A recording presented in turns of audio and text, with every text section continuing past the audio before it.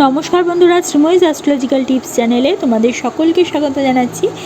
বাধা কাটিয়ে সাফল্য বা সৌভাগ্য লাভ করার জন্য মকর রাশিদের জন্য কয়েকটি টোটকা আজকে তোমাদেরকে জানাচ্ছি। প্রথমত, অশ্বত্থ গাছের তলায় বৃহস্পতিবার প্রদীপ জ্বালাও, অবশ্যই সেটি ঘি দিয়ে।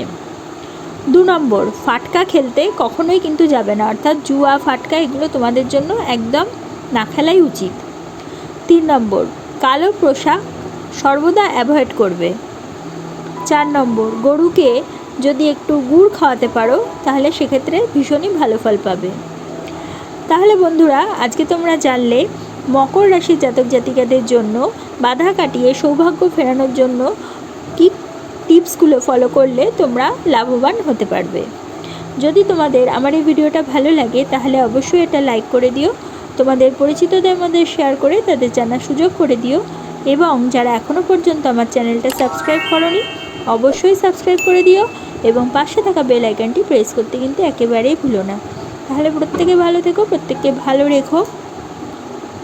পরবর্তী ভিডিওতে আবার চলে আসবো, ততক্ষণের জন্য সকলকে ধন্যবাদ, নমস্কার।